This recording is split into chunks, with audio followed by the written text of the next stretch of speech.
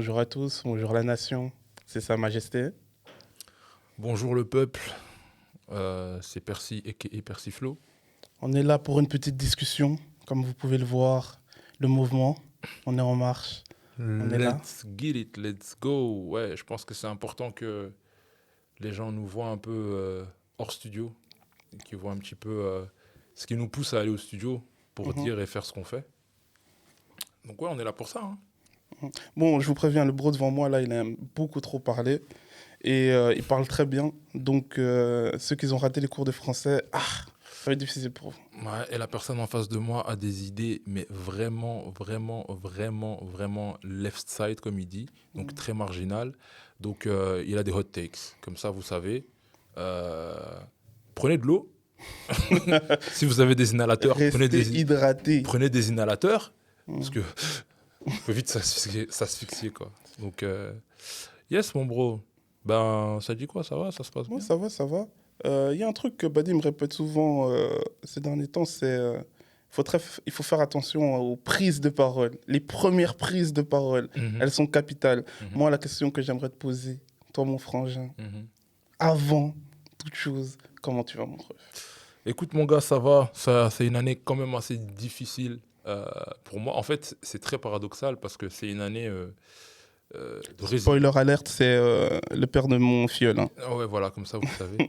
Donc, du coup, c'est le godfather de mon fils. Mhm, Euh, ouais, non, c'est une année de résilience. Et en fait, c'est une question qui me fait sourire parce que souvent, tu sais, j'ai ce truc dans la musique où j'écris des textes, où je prends des titres.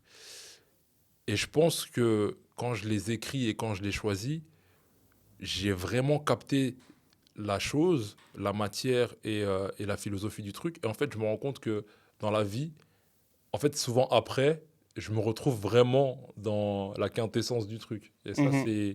c'est un peu ce qui se passe cette année. C'est-à-dire que, tu as vu, Résilience, l'album est sorti l'année passée, mais cette année, ça a été que une année de De résilience. résilience, c'est incroyable. C'est Hein. incroyable. Mais du coup, comment tu vas, bro? Bah ça va, stoïque, Ouais. dans le stoïcisme. Et voilà, hein, quand on dit ça va, ça veut pas dire que tout va bien, ça veut pas dire que tout va mal non plus. Ça veut juste dire que tu arrives à naviguer entre les deux, je pense. Donc Mhm. ça va. Et toi-même? Ah, gars, moi, frangin, comme j'ai dit tout à l'heure, je viens de manger des crêpes. Donc la vie est belle. Je me suis pas levé trop tôt parce que moi, quand je me lève trop tôt, ça va pas. Mais là, comme je me suis levé à mon aise, ça va. Mais sinon, la vie est dure, hein. Ah, Genre, la on va vie est pas se dure. mentir, hein. La Non, vie est dure. la vie est dure. Ouais, c'est une année très, très compliquée, Mhm, très dure. Frangin, mais il y a aussi de belles choses qui se passent, on va pas se mentir. Hein. mhm. On Au va final, c'est comment toi tu te sens dans tout ça? Comme j'ai dit, moi, tant que je me lève pas trop tôt le matin et que j'ai un bon petit truc à manger le matin, Voilà. là, ça va bien. C'est une Voilà. journée qui commence bien, tu vois. Donc, pour toutes les personnes qui veulent collaborer avec Sa Majesté, avant 10 heures, c'est mort. Il sera, il sera pas de bonne humeur. Comme ça, vous savez. Personnellement, c'est un conseil que je pratique depuis 15 ans. Ça marche plus ou moins bien. Ouais.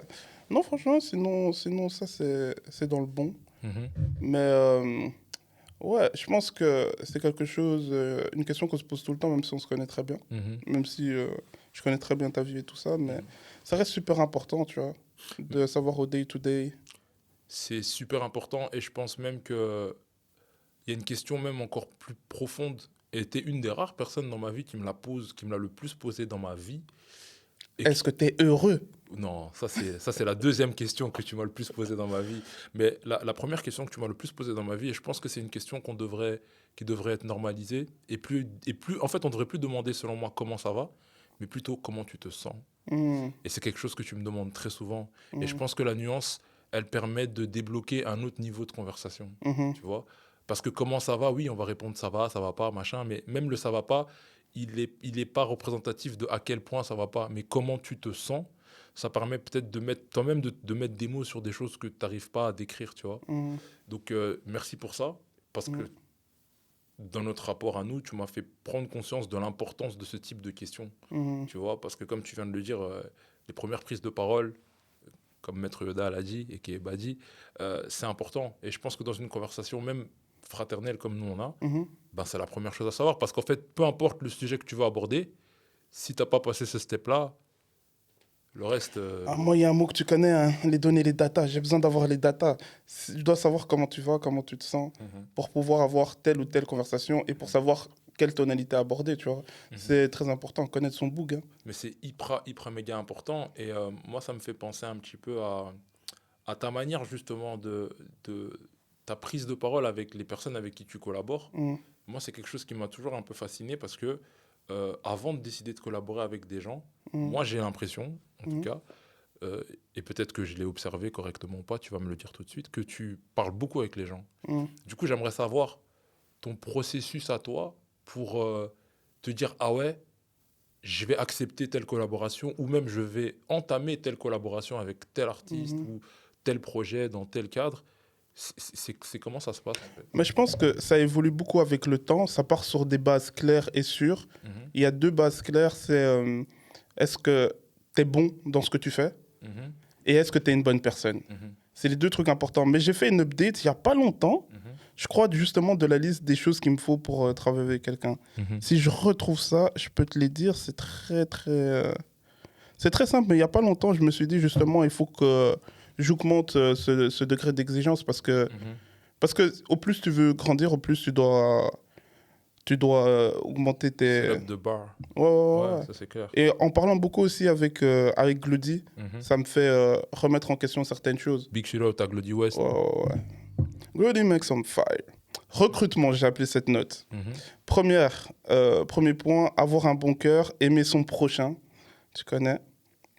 2, avoir du talent, des capacités d'apprentissage, être efficace. Tu vois, c'est ça que j'appelle être bon dans ce que tu fais. Tu vois, parce que avoir du talent, c'est une chose, ou bien avoir des capacités et ou, bien sûr, d'apprentissage et ou être efficace. Bon, nous, on est des gens scolaires. Hein. Les et ou, les gens scolaires, ils savent de quoi on parle. Ils savent de quoi on parle. Et donc Ornicard. Non mais t'inquiète. Ça, c'est le début, mais là où ça a évolué, maintenant, c'est ça. Mhm. C'est le point 3, c'est être proactif. Mhm. Bosse avec ceux qui bossent. Mhm. C'est un truc que je répétais tout le temps à Tsingy quand je bossais avec lui. Mhm. Big up à Brandon Singh. Ouais.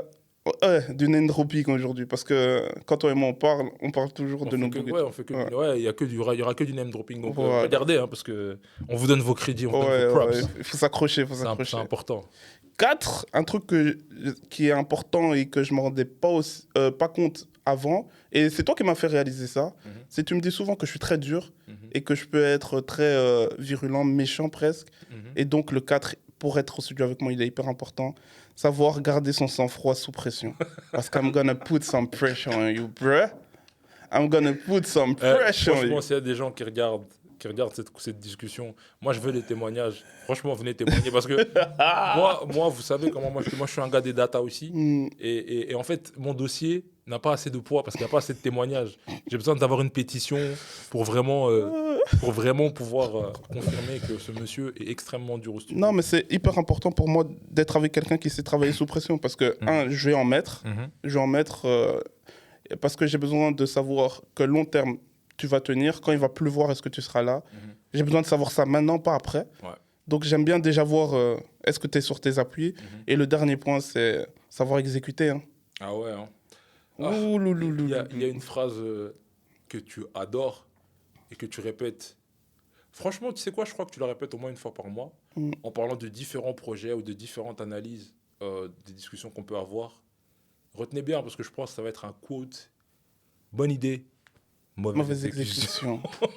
Tu peux avoir des très bonnes idées, mais une mauvaise exécution. Ouais. Savoir exécuter, c'est important. C'est hyper important. Exécuter vient du mot latin capite, la tête. Savoir couper la tête. Exécuter, c'est un mot très fort, c'est un mot très trash, mais qui est très important. C'est à quel point est-ce que dans une situation, tu arrives à faire ce que tu dois faire. Tu vois, est-ce que tu es opérationnel? Est-ce que tu es fonctionnel, opérationnel? Est-ce que tu sais exécuter une tâche? Tu vois? Parce que savoir garder son calme sous la pression, ça ne veut pas dire que tu sais exécuter. Mhm. C'est you just chill, tu sais chill. Ça, c'est déjà une chose primordiale, hyper importante. Mais après, gros, là maintenant, tu as besoin de faire une prod 30 minutes. Tu sais le faire ou pas? Eh ben, tu vois, ça, pour moi, ça fait vraiment un pont entre le stoïcisme et la résilience. Mhm. Parce que je pense que, Ouais, voilà. parce que je pense en fait que ce que tu dis de savoir gérer tes émotions sous la pression, je pense que c'est ça être stoïque. Mhm. Tu vois, dans un premier temps, c'est ok, tu es dans telle situation, comment tu gères la pression? Ça veut dire, est-ce que tu commences à paniquer? Est-ce que tu commences à truc? Ou est-ce que tu te laisses, comme on dit, emporter par tes émotions? Ou est-ce que tu es maître de tes émotions? Ça, c'est la première chose. Et je pense qu'avant toute chose, tu dois d'abord apprendre à maîtriser ce stage-là.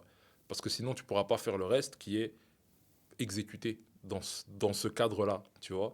Et pour moi, exécuter dans ce cadre-là, c'est ça la résilience. Ça demande de la résilience de savoir exécuter dans une période difficile. Pour moi, c'est que ça. Mhm. Pour moi, littéralement, c'est ça. Parce qu'en fait, la résilience, c'est quoi? Techniquement, c'est que tu es dans un choc post-traumatique. Mhm. Donc, tu n'es absolument pas dans ta zone de confort. Tu es très, très loin de ta zone de confort. Et tu es dans une inconnue que tu dois t'approprier pour pouvoir continuer à être fonctionnel et parfois même te transcender, tu vois. Mhm. Et en fait, si tu n'es pas capable de maîtriser tes émotions, ben, la base, elle est déjà cuite, tu vois. Depuis le début du truc, tu as dit deux mots qui me donnent envie de parler. Tu vois, dans le comment tu sens, pour moi, c'est un truc important parce que je suis beaucoup dans les sentiments. Tu vois, c'est mon mot préféré quand j'écris. Dans tous mes textes, il y a le mot sentiment. Mais là, maintenant, tu as parlé d'un autre mot auquel je suis un peu plus étranger, c'est les émotions. Quelle est la différence pour toi entre émotion et sentiment? Alors, pour moi, les émotions, c'est quelque chose en termes de temporalité qui est beaucoup plus court. Donc, pour moi, une émotion dure beaucoup moins de temps qu'un sentiment. Tu vois, je pense qu'une émotion, c'est quelque chose qui est court, qui peut être très intense et en fait, qui est manifesté de différentes manières et qui est causé par un événement soudain. Tu vois, un sentiment, c'est une chose qui est plus qui prend plus d'espace dans le temps, donc c'est beaucoup plus long.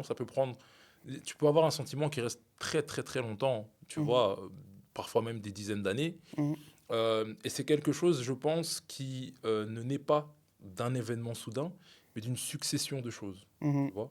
Et je pense que la différence fondamentale entre les deux, c'est que ce sont des choses que tu ressens, ça c'est le point commun, mais que tu vas pas ressentir de la même manière pendant la même période. Pourquoi est-ce qu'on te dit ne prends jamais une décision sous le coup de l'émotion? C'est parce qu'une émotion, par définition, c'est quelque chose qui ne dure pas. Donc tu vas prendre une décision sur un moment qui reflète pas une situation globale sur un temps T. Alors qu'un sentiment, ben, c'est quelque chose qui s'est développé. Tu vois, comme on dit, on développe des sentiments. On développe pas nécessairement des émotions. Mais je pense que la langue française, elle est bien choisie. C'est pas pour rien qu'on dit qu'on développe des sentiments. C'est quelque chose qui s'installe dans le temps. Et un sentiment, c'est quelque chose, je pense, qui est plus stable qu'une émotion, qui est fort instable. Tu vois, pour moi, être amoureux, c'est une émotion. Mais aimer, c'est un sentiment. Ok, je capte. Tu vois ce que je veux dire?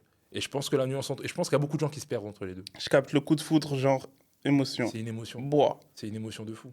Et après, tu peux être dans une émotion qui va durer, mais par définition, c'est pas quelque chose qui dure. Donc ça veut dire que c'est normal que tes sentiments restent beaucoup plus longtemps ou traînent beaucoup plus longtemps dans le temps qu'une émotion. Pour toi, est-ce qu'un sentiment, c'est une compilation d'émotions? Une complication d'émotions. Une compilation. Ça peut. Genre les émotions, c'est les singles, l'album, c'est les sentiments. Je pense que c'est une très belle métaphore et je pense que c'est un peu ça. Je suis écrivain, gars.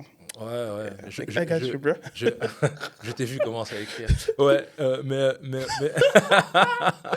Le ciel étoilé. Oh, regarde, toi, il veut me faire. Oh là là, il veut me faire. Mais ouais, je pense que c'est un peu ça. Je pense que les sentiments, comme je dis, un sentiment se crée à travers différents événements, à travers différentes choses, et pas nécessairement un événement soudain, tu vois. Donc je pense que oui, ça peut être un mix d'émotions, et aussi ce qui est particulier avec les sentiments, c'est que comme ils sont pas soudains et momentanés, et qui se construisent, bah, quand tu déconstruis quelque chose, il y a toujours des résidus. Ouais. Tu peux pas passer d'un sentiment plein à un sentiment zéro en une seconde. Et c'est pour ça qu'on parle de résidus de sentiments. Parce que je pense que quand un sentiment s'en va plutôt, il laisse toujours un résidu, quoi.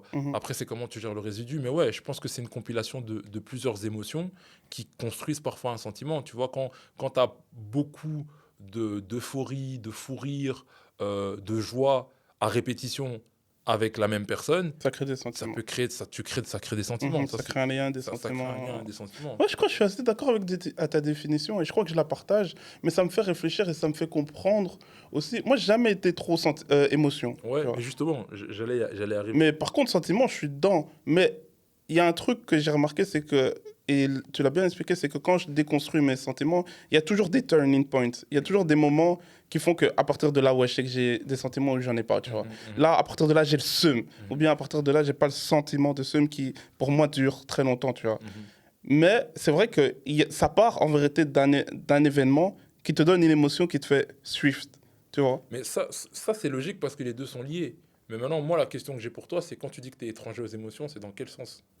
Je suis assez steady dans mes trucs, donc ça veut dire que je vais pas avoir de courtes émotions, tu vois, pendant un petit moment, mais je vais plus avoir des sentiments pendant longtemps, tu vois. Ok, Je vais voir une personne, je l'aime bien, je l'aime bien. ok, Pendant longtemps, c'est bon. ok, mais est-ce que ça va arriver d'un coup ou il va falloir que tu vois une fois, deux fois, trois fois la personne pour que tu aies ce turning point où tu te dis, ah, mais en vérité, tu sais quoi?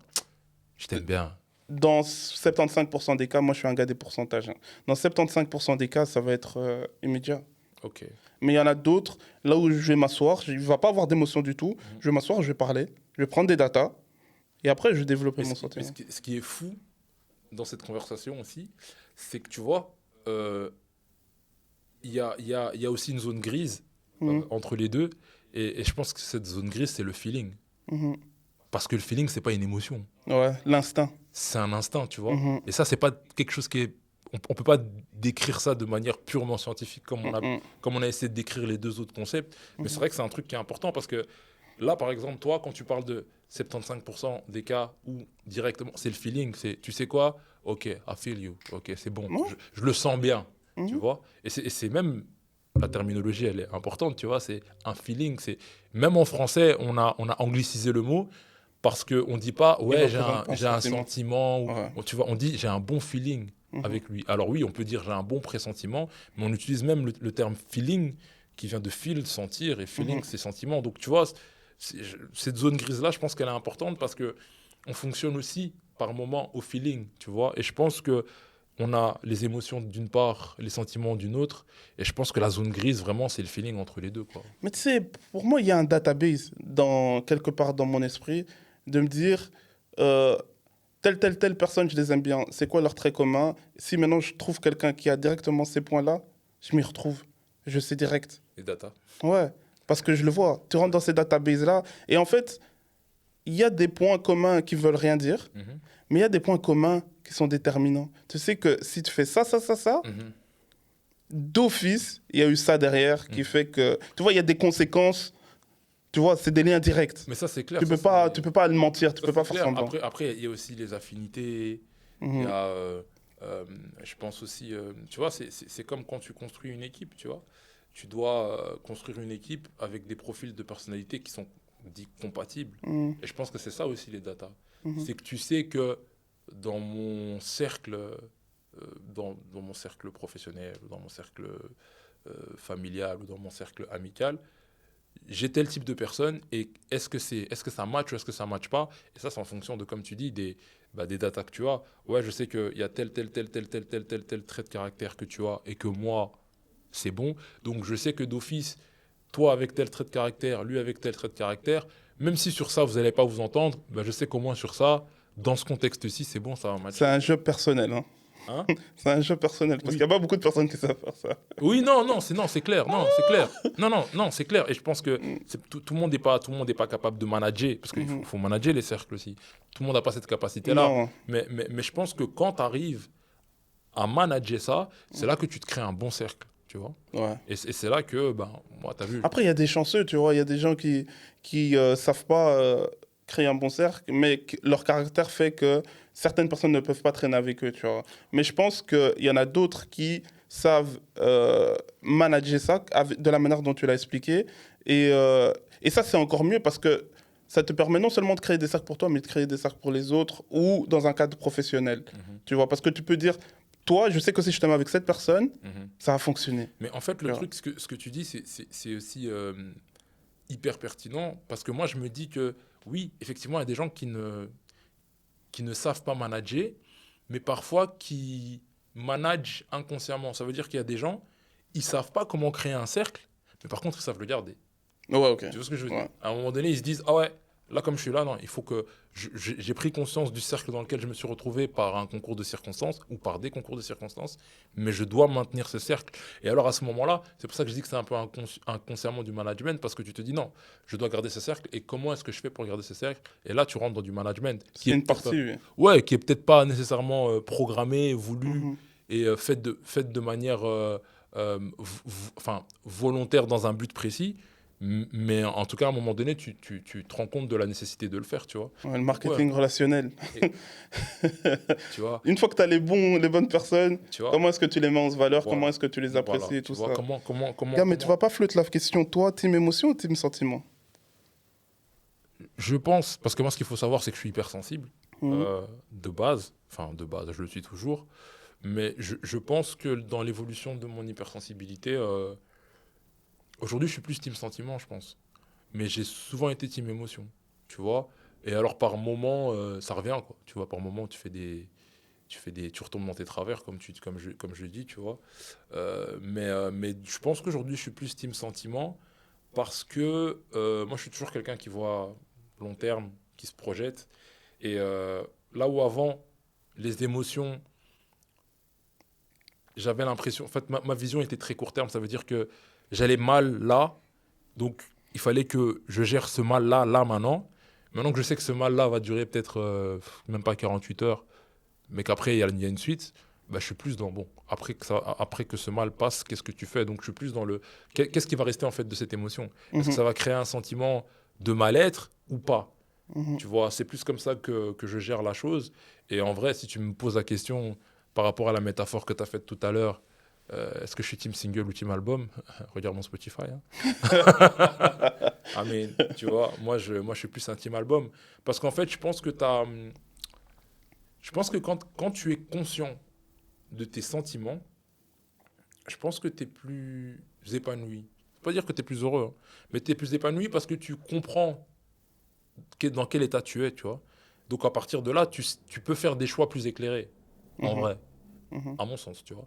Alors que les émotions, c'est très difficile de capter une émotion déjà dans le laps de temps dans lequel elle arrive, de la comprendre et de la maîtriser. Déjà la maîtriser, c'est déjà énorme, mais la comprendre, savoir, entre guillemets, comment est-ce que tu vas la gérer, c'est beaucoup. Alors que les sentiments te laissent le temps.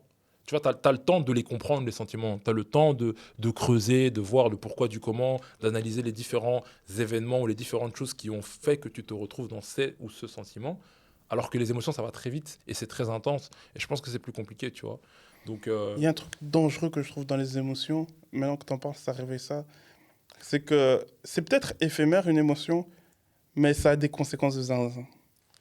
ne prends pas des décisions sous le coup de l'émotion. Ouais. En fait, le truc qui est fou avec les émotions, je pense que en fait, c'est un choix. Les émotions, ça change des vies. Oui, dans le bon comme dans le mauvais. Mhm. Alors, moi, je pense qu'il ne faut pas diaboliser les émotions. Parce que, regarde, Non, il faut mettre un signe. oui, Attention, oui, il faut mettre un signe. mais je pense que ça dépend du contexte. Mhm. Regarde, nous, on kiffe le sport. Mhm. On est des bousillés de Ah ouais. sport. Et ça Tu vois, provoque. C'est là que je ressens le plus d'émotions. Ouais. voilà, tu vois, de un. Et de deux, quand on voit dans différents types de sports, tu vois, nous, comme on dit, tu vois, quand on regarde des joueurs de basket, de NBA ou quoi, et qu'on dit qu'il est dans la zone, Mhm. c'est pas un sentiment, hein. C'est une émotion. Je sais pas si c'est une émotion. C'est une émotion. Moi, je pense que c'est une émotion, mais que les sportifs de haut niveau arrivent à travailler de manière à ce qu'ils puissent la maîtriser comme un sentiment. Non, moi je pense qu'on rentre dans un truc plus de l'instinct quand on parle de la zone. Non, mais parce que en fait, pourquoi est-ce que moi je pense que parce que c'est quelque chose que tu apprends à gérer, Mhm. tu vois. Et les coachs, ils savent, ok, lui, il est dans la zone, je le Ouais. laisse. Et le joueur aussi, il est conscient qu'il est dans la zone. C'est pour ça qu'il dit, give me the ball. Il sait qu'il est dans la zone. En fait, ça dépend parce qu'au début, quand tu rentres dans la zone, d'abord, tu sais pas que tu es dans la zone. Ouais. C'est après 3-4 trucs. La fameuse. Quand LeBron il redonne la balle à D'Angelo. Ouais. Il lui envoie la balle, le gars il est en feu. Il lui envoie la balle, il lui dit mais qu'est-ce que tu fais gros? Mhm. Shoot it! Mhm. Parce que t'es dans la zone. Mais il sait pas qu'il est dans la zone, le dit. Non, Tu vois? oui, non, mais c'est pour ça que je te dis que les grands joueurs, Ouais. eux, ils arrivent. Oh, t'es un gamin. Mais non, mais c'est vrai. Ah, t'es un gamin. Tu vois, T'as fait le boug. tu vois, Oh, le boug déconcentré. tu vois. Non, non. Pourquoi est-ce que je te dis ça? C'est que regarde, quand tu prends Dame Dollar, Mhm. quand il envoie OKC avec PG et Russell Westbrook. Ouais, mais c'est la fin du game. Tu vois. Ouais, non, mais give me the ball. Ouais. Ouais. Mais ça, c'est encore différent de la zone. Il n'est pas forcément dans la zone quand il fait ça. Hein. Moi, je pense que oui. Moi, je pense que quand... En fait, moi, je pense... T'as peut-être raison. Non, Parce moi, qu'il je a quand pense... même tiré de loin. Hein. Non, mais gars, tu peux... Non, gars. Ah ouais, non, t'as raison, Non, t'as raison. tu vois, en fait, dans ce contexte-là, Ouais, non, et il vu l'enjeu, Ouais, il quand est. tu prends cette balle et que tu shootes comme ça, Ouais, sans réfléchir. et qu'après, et c'est surtout la réaction après, Ouais. tu fais juste... Bah, en mode, je savais. Oh. Je savais Ouais. que c'est bon, c'est fini, c'est mort. Ah. Donc ça veut dire que, tu vois, c'est comme Steph Curry quand il shoot et qu'il se retourne. C'est mort. Pardon. Ouais. C'est mort, tu vois ce que je veux dire? C'est dead, ça veut dire, je sais que je suis arrivé à un niveau dans ma zone Mhm. où ça là, c'est cuit. Tu vois, Mhm. c'est comme quand Kobe il dit je passe pas la balle. Là, je sais que c'est toi là, t'es pas dedans, je passe pas la balle. Mhm. Je suis dans cette zone-là. Et je pense que c'est quelque chose qu'ils apprennent. Et c'est un des rares exemples où l'émotion, ben déjà c'est très positif parce que ça te permet de te transcender, Mhm. mais que tu manages à un niveau que très peu d'êtres humains peuvent manager. Parce que, en fait, quand tu manages cette émotion d'euphorie, ce qui est fou dans cette zone-là, comme on dit, c'est que tu peux pas faire n'importe quoi. Tu vois? Et tu as des gens qui sont dans la zone et qui font n'importe quoi. Tu vois? Tu es là, tu prends 5 shoots d'affilée, mais tu en rates 3 ou 4. Ça veut pas dire que ton game, il est mauvais. Peut-être que tu as 50 points. Mais au moment où tu prends tes 4 shoots, là, et que tu vois que ça fait 4 shoots que tu as ratés, les sportifs diront, de haut niveau diront, ben, prends ce shoot parce que peut-être que ça va être le game changer. D'autres te diront, bah, là, tu es peut-être en train de mal gérer ta zone. Tu Mhm. vois?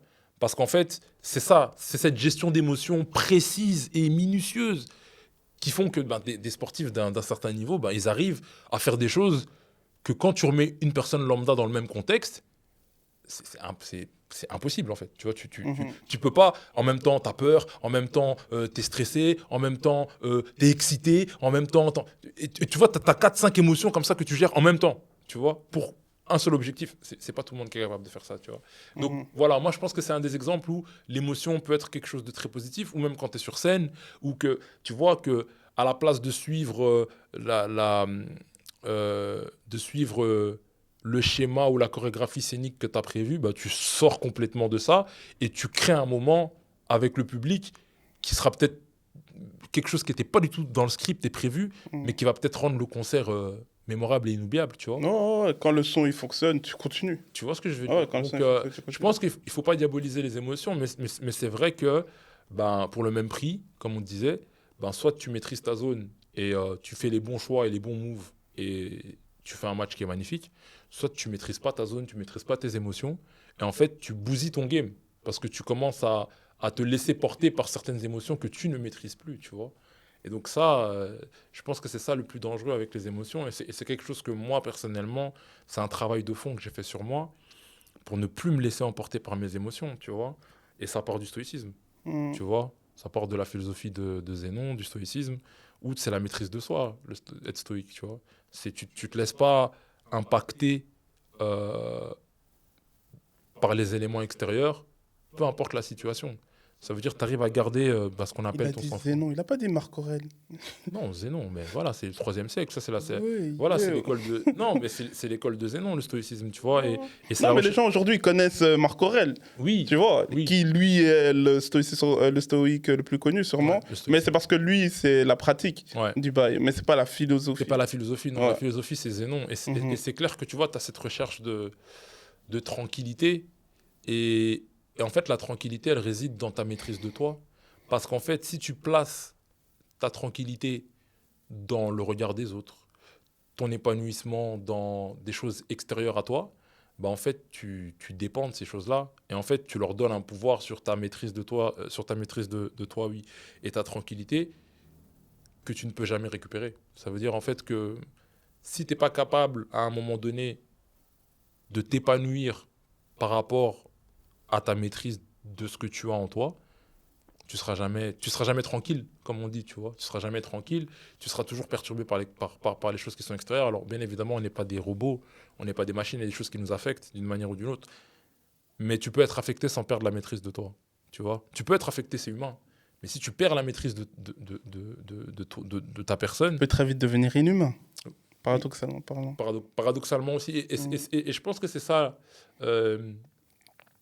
le danger aussi parfois du stoïcisme. Parce que tu vois, les gens stoïques, on les trouve parfois. froid. Et ouais, comme tu dis, inhumain, hein, dans le sens où sans émotion, Insipide. insipide, tu vois. Mais vraiment. Et je pense que c'est ça le piège. C'est qu'il faut profiter de la vie, il faut accepter les choses. Mais il faut pas non plus devenir fataliste, quoi. Ouais. Tu vois. Après, je pense qu'il y a différentes philosophies qui correspondent et qui matchent avec différents types de caractères. Quelqu'un qui est très dans l'émotion, justement, Mhm. je vais l'inviter à être plus stoïque Mhm. parce que ça va matcher avec lui. Mhm. Mais quelqu'un de très froid et tout ça, je vais l'inviter à être plus épicurien Mhm. parce que ça va matcher avec lui. Tu vois ce que je veux dire? Ouais, mais de toute façon, euh, ce que tu dis est très important. Je pense que tout le monde ne doit pas nécessairement être stoïque. Non. Tu vois, je pense qu'il y a des moments où, où c'est mieux peut-être d'être De faire stoïque, preuve de. voilà, de faire preuve de stoïcisme. Mhm. Mais est-ce que tu dois vivre selon la philosophie stoïcienne? Je pense pas nécessairement que tout le monde doit le faire. Ça dépend de ta personnalité et de quel type de vie tu mènes aussi, tu vois. Mais je pense qu'il y a des moments où effectivement tu dois faire preuve de stoïcisme, tout comme il y a des moments où tu dois faire preuve d'épicurisme. Parce que si ta vie, elle est insipide, à un moment donné aussi, en tant qu'être humain, tu perds le sens des choses. Tu vois, on avait cette discussion euh, la dernière fois. Et d'ailleurs, j'allais même te poser la question, toi qui adore les sports de combat, qui adore... Le sport en général, hein, tout. ouais, mais t'aimes beaucoup les Mhm. sports de combat quand même. Ouais, ouais, Faut pas ouais. mentir devant les caméras. On sait que tu aimes bien Mhm. les sports de combat. Euh, Bah, tu vois, justement, il y a cette histoire dans le sport en général, mais qu'on voit souvent dans le sport de combat, dans les sports de combat, parce qu'il y a une certaine, une très grosse discipline individuelle, parce que les Mhm. sports de combat, c'est des sports individuels. Je pense que la nuance entre les sports d'équipe et les sports individuels, c'est vraiment l'autodiscipline, en fait. C'est vraiment le Mhm. cadre que tu te mets. Mhm. Pour toi, c'est quoi le plus important? Parce que c'est un peu un parallèle avec le monde artistique. C'est quoi le plus important pour le développement d'un artiste? Parce qu'au final, un artiste qui est en groupe et qui se retrouve solo, il se retrouve comme un sportif de haut niveau dans un sport individuel. Pour toi, c'est quoi euh, les éléments les plus importants pour son développement? Deux adjectifs, constance et consistance. Ok, C'est ce que je me répète tout le temps, deux adjectifs, constance et consistance. Mais en fait, tu vois, quand tu parles de sport de combat, c'est de là que tout, de constance et consistance, ça vient. On parle de sport individuel, mais est-ce qu'ils sont vraiment individuels? C'est comme le tennis. Tu as une personne qui joue sur le terrain. Mais la réalité, c'est que c'est des sports d'équipe toujours. Bien sûr, C'est-à-dire qu'il y a un coach, bien sûr, il y a bien sûr, un management derrière et bien tout sûr, ça, bien sûr, et toute une équipe. bien sûr. Serena, sans son coach, qui est super connu, Mhm. voire, tu vois, dans le monde du tennis, plus connu qu'elle, Mhm. c'est un zinzin. Mhm. C'est un zinzin de zinzin. Mhm. Il est trop fort. Mhm. Et c'est ça qui fait, entre autres, Serena Williams. C'est pas que ça, bien sûr. Mhm. Serena, c'est un monstre. Et tu lui donnerais un autre coach, ça serait peut-être pas la même chose, mais ça serait zinzin. Ça serait peut-être pas deux Serena Slam, mais ça serait un truc de zinzin. Mhm. Tu prends Mayweather, il a eu deux coachs, son père et son oncle. Mhm. Ils sont monstrueux, mais c'est l'équipe qui donne les Mayweather. C'est même une équipe familiale. Souvent dans la boxe, c'est des équipes familiales en fait. Mhm. Mais c'est vrai que quand tu es sur le terrain, c'est pas comme LeBron, tu es avec 4 personnes. Non, non, non, non, non. C'est toi. Tu vois, tu vas retourner dans le corner de temps en temps. Tu vois, dans le tennis, parfois, il y a des signaux, légal ou pas légal. Voilà. Mais quand tu es là en train de te battre devant la personne, tu as une grosse responsabilité vers toi-même et tu peux pas compter sur des teammates. Mhm. Tu vois. Compter ou ne pas compter, tu vois. Kobe. Ou même LeBron Cleveland.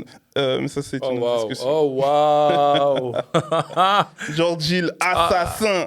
J.R. Smith. Mais bref. Mais du coup, ce que Floyd il disait toujours, c'était hard work, dedication. Mhm. Tu vois. Les gens, ils vont te parler de motivation et de discipline. Lui, il te parle non. Hard work, dedication. Mhm. Tu vois, Mhm. c'est un peu différent de ce qu'on propose normalement. Mhm. Il dit travaille dur. Travaille comme un fou. mais sois dédié à ton travail. Dedication, c'est un mot hyper important. J'ai regardé le documentaire de Lil Wayne hier ou avant-hier, Carter 3. Le gars, c'est dedication. C'est soit dédié à ton travail, c'est l'amour que tu as pour ton travail. Il n'y a pas de boxeur sur Terre qui aime plus la boxe que Floyd Mayweather. Le gars, il a 50 ans, il boxe encore, pour le fun. Le gars, c'est un des gars qui a fait le plus d'argent dans la boxe, ce truc. Mais il est dédié au sport de boxing depuis qu'il est petit. Son père est boxeur. Il a commencé super jeune. Il fait que ça de sa vie. Il adore ça. Il pratique un move pendant des millions de temps parce qu'il est dédié. Tu vois, hard work, dedication, c'est à quel point tu aimes ton truc. Et c'est là, c'est seulement quand tu es dédié à ton travail que tu peux être constant et consistant, en fait. Tu vois. Mais moi, je rebondis sur ce que tu... Déjà, hard work, dedication. Nipsey, Kendrick. Ouais, qu'il a repris. Ouais, qu'il a repris de ouf. Parce que c'est un gars en fait de LA et Floyd il s'entraîne là-bas. Voilà, exactement. Et en fait, tu vois, je pense que il y a ce débat, tu vois, motivation, discipline et tout. Et je pense quand même que dedication, tu peux pas être dédié à quelque chose si t'es pas, à mon sens, hein, si t'es pas motivé par quelque chose. Tu sais tout. Mais c'est ça, c'est une forme de motivation, la dedication. Parce que ouais, tu vois, on est dans cette ère où les gens ils sont là, oui, non, mais la discipline over motivation, parce que la discipline, même quand je suis pas motivé à aller à la salle, la discipline, oui, mais moi je suis pas du tout d'accord avec ça. Je trouve que c'est de la bonne grosse BS. C'est pour faire de toi un bon gros mouton, un bon gros robot, dénué de sens et dénué de vocation. En fait, la motivation, c'est pas quand on parle de motivation, on parle pas de quelque chose encore une fois qui est momentané. Oui, on parle de motivation générale. En fait, la motivation, c'est un objectif. C'est quoi? On parle même de, tu vois, quand tu utilises la terminologie, le leitmotiv. Le leitmotiv, c'est vraiment, c'est qu'est-ce qui t'a poussé à faire ça? Qu'est-ce qui te pousse à aller à la salle de sport? Qu'est-ce qui te pousse à faire des études? Qu'est-ce qui te pousse à faire de la musique? Et si tu n'es pas capable de répondre à cette question, la discipline, qui pour moi est un moyen pour atteindre ton objectif, il perd absolument tout son sens. Si tu te réveilles le matin et que tu travailles, mais que tu ne sais pas pourquoi tu travailles... Par discipline. Tu vois, en fait, tu es juste un bon exécutant d'une société dictée par X, Y, Z personnes qui, eux, ont un objectif pour lequel toi, tu travailles. Mais est-ce que toi, ton propre objectif, tu le connais? Et je pense que c'est là où beaucoup de gens se perdent, tu vois, parce que c'est plus facile d'être discipliné que d'être motivé, en fait. Ouais, hein, et ça, je pense que c'est une phrase de ouf à dire. Tu vois, c'est beaucoup plus difficile. Je pense que c'est une phrase de ouf à dire. C'est difficile d'être motivé parce que la motivation, elle part uniquement de toi et en plus, elle part de ce que tu veux. Elle est auto-créée. Et voilà. Elle sort de nulle part. Exactement. Et c'est quelque chose que tu dois porter toi parce que, tu vois, nous, on a tendance à dire, pour les gens qui nous écoutent, dans nos conversations personnelles et tout, quand on connaît quelqu'un ou quand même l'un de nous deux, il fait un truc et qu'après, il se retrouve dans une situation extrêmement inconfortable, on se regarde et on se dit la fameuse question, qui t'a envoyé? Qui t'a envoyé, en fait? Tu vois, c'est ton leitmotiv. Donc, tu vois, assume ta motivation. Et en fait, c'est ça, c'est que si tu te caches derrière ta discipline pour justifier un objectif, si maintenant ton objectif il saute, ta discipline elle sert à quoi? Si maintenant tu commences un sport pour atteindre tel objectif, mais que cet objectif-là il n'existe plus, ok, tu vas continuer à aller à la salle, ok, tu vas continuer à t'entraîner, mais tu vas t'entraîner pourquoi? Parce que même si tu atteins cet objectif-là que tu t'es fixé avant, mais qui n'est plus un objectif, le plaisir que tu étais censé avoir en l'ayant atteint, tu l'auras plus.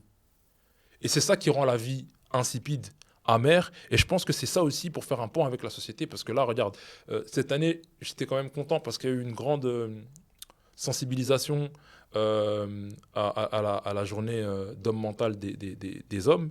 Où, il y a même eu le mois. Ouais, tu vois. C'était juin ou juillet? C'était juin. Ok. Tu vois.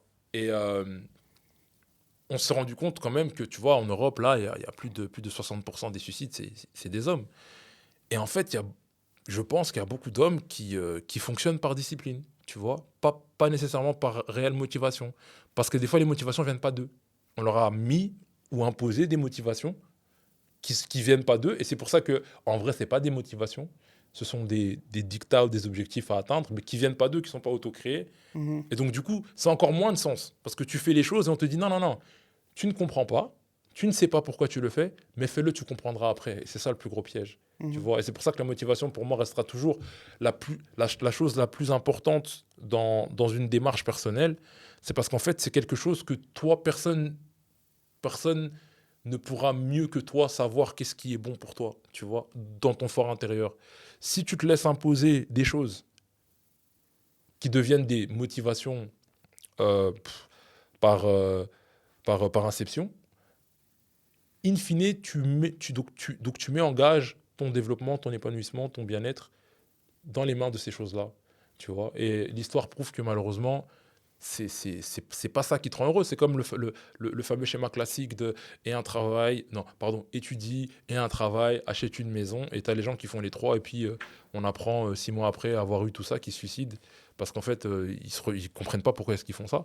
Mais qui leur a dit que c'était ça qui allait les rendre heureux?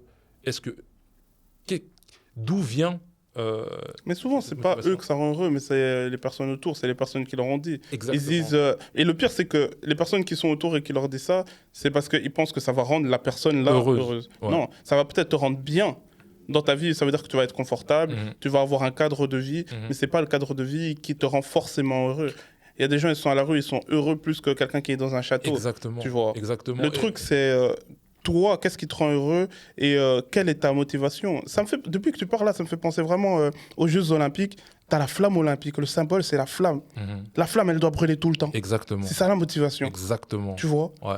La motivation, c'est l'essence que tu fais Exactement. brûler pour avoir de la discipline, en fait. Et Et maintenant- si ça fonctionne pas comme ça, il y a un problème. Tu brûles quoi, en fait? Exactement. Et surtout, et c'est une très belle métaphore, la flamme.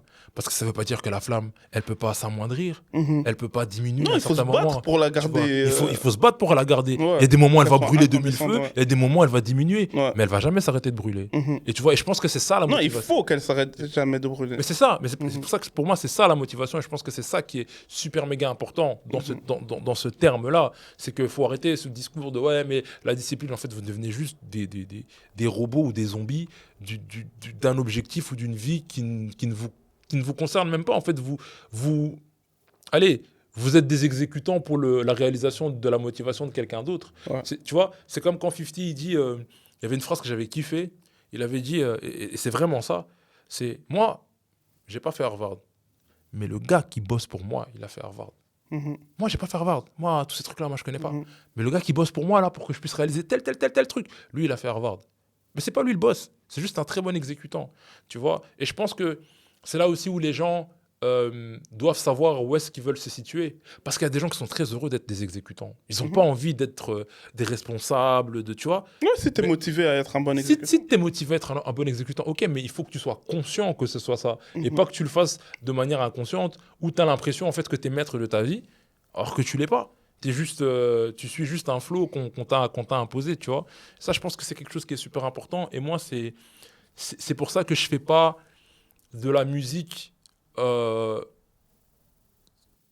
sans réelle motivation. Ça veut dire sans réel but. Chaque projet que j'ai fait, je ne l'ai pas fait pour dire « Ah, ça fait 1 an, j'ai rien sorti. Ah, ça fait 2 ans. » Non, et des fois, je suis resté 2 ans sans rien sortir. Des fois, je suis resté 3 ans sans rien sortir. Mais le but, c'est pas de sortir pour sortir. Le but, c'est quand je sorte quelque chose, que ce soit quelque chose qui soit concrétisé par un objectif et une vision que moi, par laquelle je suis animé, tu vois. Et je pense que ça, c'est quelque chose qui s'est beaucoup perdu avec la grosse industrialisation qu'on a eue, tu vois, avec le streaming, avec l'hypercapitalisme dans lequel on vit et la surconsommation dans laquelle on est, à pratiquement tous les niveaux. Je pense que c'est quelque chose qui s'est perdu et qui, à mon sens aussi, font que les artistes se perdent eux-mêmes dans tout ça.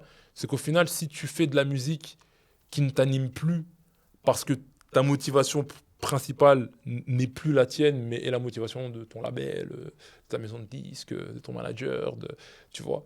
Et qu'en fait, tu fais ça parce que c'est totalement normal que tu vas être discipliné, tu vas sortir un single tous les mois ou un album chaque année, mais qu'au bout du compte, comme beaucoup d'artistes le sont, tu sois déprimé en fait. Parce qu'au final, tu n'es plus animé par ce que tu fais vraiment. Mais après, on va pas non plus faire genre qu'on... En fait, la discussion de la discipline et pourquoi à chaque fois on entend la discipline sur les réseaux et tout, c'est parce que beaucoup de gens ne le sont pas en fait. Beaucoup de gens ne le sont pas. Moi, je connais... je travaille avec beaucoup d'artistes, mais il y a encore plus d'artistes avec qui je travaille pas. tu vois, et qui n'ont tout simplement pas la discipline, qui est le composant 1, 0,1 pour Bah, c'est la faire condition n'importe sine quoi. qua non pour faire de la musique et c'est la condition sine qua non pour atteindre un objectif. Ouais. Mais en fait, c'est ça, je pense que la discipline, pour pas la diaboliser complètement, c'est que c'est un moyen. Mhm. Ça fait partie des moyens que tu mets en place pour atteindre un objectif. Mais il faut Mais mettre voilà. les bœufs avant la charrette. Voilà, mais c'est pas un objectif en soi. Tu vois, Mhm. être discipliné pour être discipliné, tu vois, ça n'a pas de sens, tu vois. Mais c'est bien, c'est important de comprendre le sens dans lequel ça doit aller. Mhm. Et après, il faut développer cette discipline. Sans la Non, discipline, tu ça, vas nulle part, mon gars. c'est clair et net. Et je pense que, voilà, En fait, c'est des moyens. sans la discipline, tu vas nulle part. Mais avec la discipline, tu vas quelque part, mais pas forcément là où tu veux. Il te faut ta motivation pour avoir ton bon goal, quoi. Mais je vais même aller plus loin que ce que tu dis. Moi, je pense que euh, avec la discipline, euh, tu avances dans une direction. Mhm. Sans la discipline, tu n'avances peut-être pas dans une direction. Mais au final, comme tu l'as dit, c'est dans quel sens tu avances. Tu vois, peut-être parfois c'est peut-être mieux de ne pas être super discipliné, mais d'aller dans le bon sens, que d'être discipliné et d'aller complètement dans le sens opposé. Moi, c'est comme moi, je connais des gens qui ont fini des masters et qui ont dit fuck that. Je déteste ce truc en fait. Mhm. J'ai sorti la tête de l'eau, mais je déteste ce truc. Eh, vas-y, tu sais quoi, je me barre, je pars à Tenerife et je vais commencer à vendre du poisson. Le mec, il a un master. Let's get it, let's Tu go. vois ce que je veux dire? Mais au final, le gars, quand tu le croises là à Tenerife en train de vendre son poisson, le gars est heureux. Mhm. Il est heureux, tu vois. Alors, au final, c'est quoi le but? Ouais, le gars a les capacités et les compétences d'être discipliné, mais est-ce que c'est ce qui l'anime vraiment? C'est ça la question, tu vois. Et je pense que par rapport à ça, bah, comme tu l'as bien dit, tu vois, c'est important de vraiment de process les différentes étapes et de process le pourquoi du comment, tu vois. Donc voilà, mais je pense qu'on arrive tout doucement au terme de cette première discussion. Mhm. Mais je te remercie en tout cas d'avoir échangé avec le peuple Let's go. sur ta manière de voir le monde qui, à titre personnel, m'aide au quotidien et me fait grandir au quotidien parce que je pense que c'est important et c'est pas tout le monde qui a peut-être l'opportunité. Non, c'est pas peut-être. Tout le monde n'a pas l'opportunité Hello. d'avoir ce type de conversation avec toi et avoir cette vision de toi aussi, peut-être de nous, mais je pense plus de toi parce que c'est vrai que moi je suis quelqu'un qui parle beaucoup, je fais des interviews et tout machin. Et toi c'est vrai que bon ces derniers temps t'as quand même fait pas mal d'interviews, Ouais, plus de prise de parole. plus de prises de parole, euh, mais je pense que c'était quand même très axé sur l'art à proprement dit. Mhm. Or que pour moi le mindset que tu vois, il est beaucoup plus large que simplement la musique, tu vois, c'est une philosophie de vie, Mhm. tu vois. Et je pense que c'est important aussi de partager certaines choses parce que ça permet à certaines personnes de voir les choses autrement et parfois d'éviter de faire des choses ou des choix qui sont peut-être pas bons pour eux parce que nous on est personne pour juger si un choix il est bon ou pas. D'ailleurs, Ouais, même on en entre fait nous, beaucoup de mauvais, hein. voilà, donc Ouais. nous-mêmes déjà on en fait beaucoup de mauvais et Mhm. nous-mêmes entre nous on juge pas nos propres choix. La seule Mhm. chose qu'on juge C'est les actions. au-delà même des actions, En c'est fonction de ce que tu dis que tu vas faire. exactement.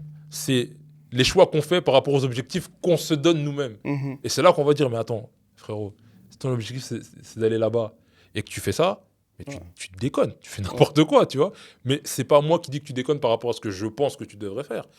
Tu déconnes par rapport à ce que tu dis que toi tu veux Ouais. faire et par rapport à ce que toi tu fais.